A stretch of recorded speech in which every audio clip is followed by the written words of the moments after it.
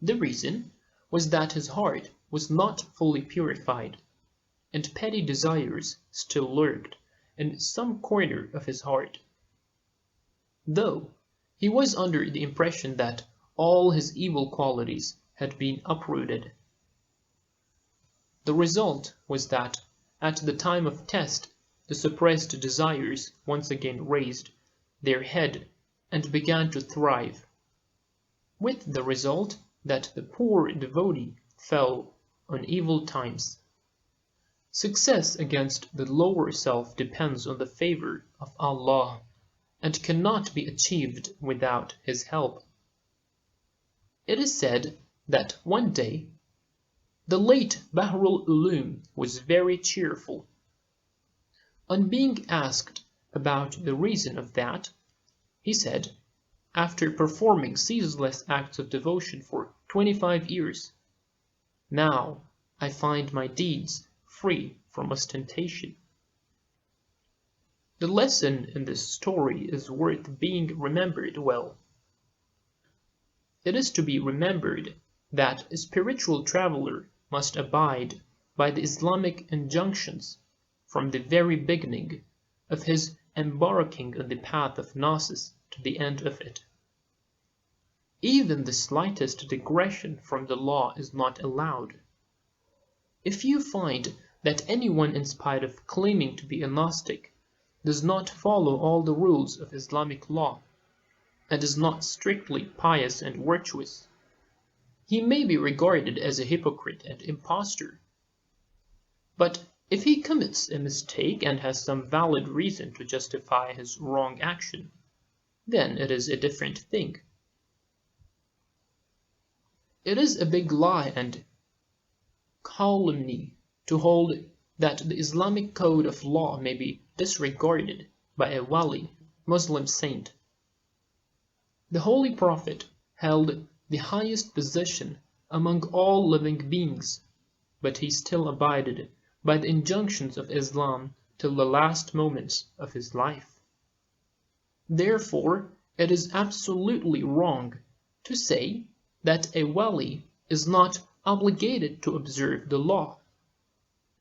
Anyhow, it is possible to say that an ordinary man worships Allah in order to consummate his potentialities, but a wali worships him because his high position requires him to do so. Aisha is reported to have said to the Holy Prophet, "When Allah has said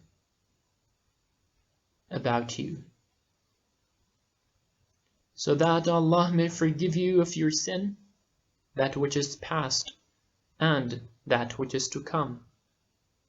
Surah Al-Fath, verse 2. Then why do you exert yourself so much to perform the acts of worship? The Holy Prophet said, "Should I not be thankful slave of Allah?" This shows that certain individuals worship Allah not for the consummation of their personality, but to show their gratitude to Allah.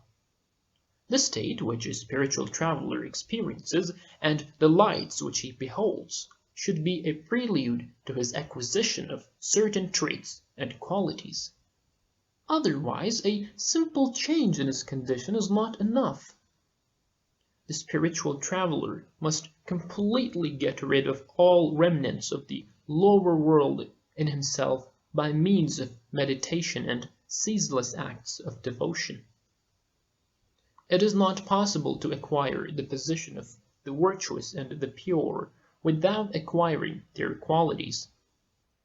A little slip in the matters of meditation and acts of devotion may cause a spiritual traveler a tremendous loss. The following verse throws light on this point. Muhammad is but a messenger. Other messengers have passed away before him. Will it be that, when he dies or is slain, you will turn back on your heels? Surah Ali Imran, verse 144. Therefore the spiritual traveler must cleanse his heart, and purify himself inwardly and outwardly, so that he may be graced with the company of the pure souls. Allah says, "Forsake outward as well as inward sins." Surah Al-An'am, verse 120. Acting according to this verse, the spiritual traveler must pass all those stages which enable him to arrive at the stage of sincere devotion. These stages have been briefly enumerated in the following verse. Those who believe and have left their homes and strive with their wealth and their lives in Allah's way are of much greater worth in Allah's sight. These are they who are triumphant. Their Lord gives them good tidings of mercy from Him, and acceptance, and gardens where enduring pleasures will be theirs. There they will abide forever. Surely with Allah there is an immense reward. Surah At-Tawbah, verses 20 to 22. According to this verse, there are 4 worlds preceding to the world of sincere devotion. 1. World of Islam. 2. World of faith.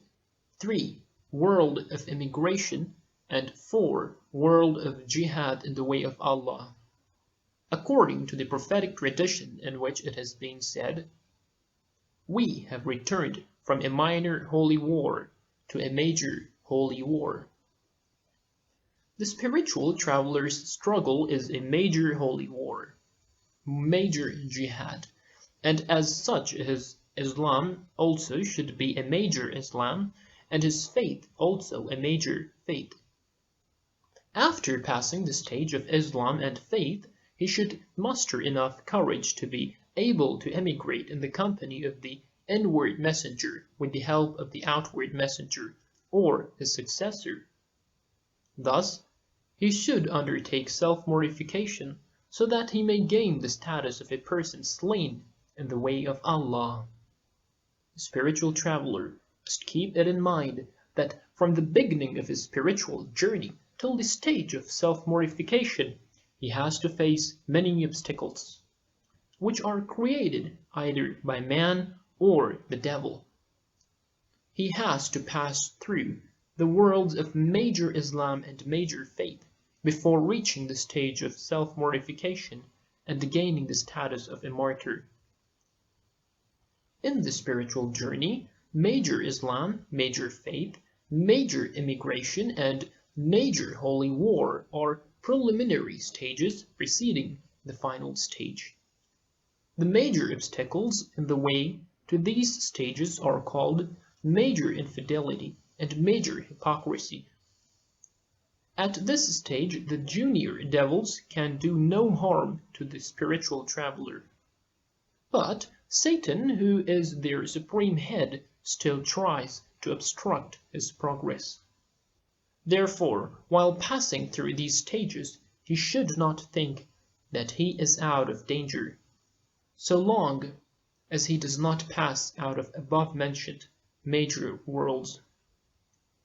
Satan will continue to obstruct his way. The spiritual traveler should keep up his spirit and beware of Satan, lest he be involved in major infidelity or major hypocrisy.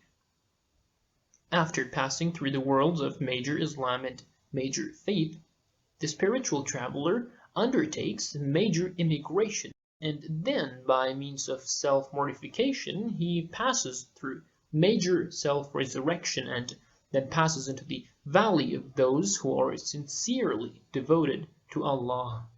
May Allah grant us all this success.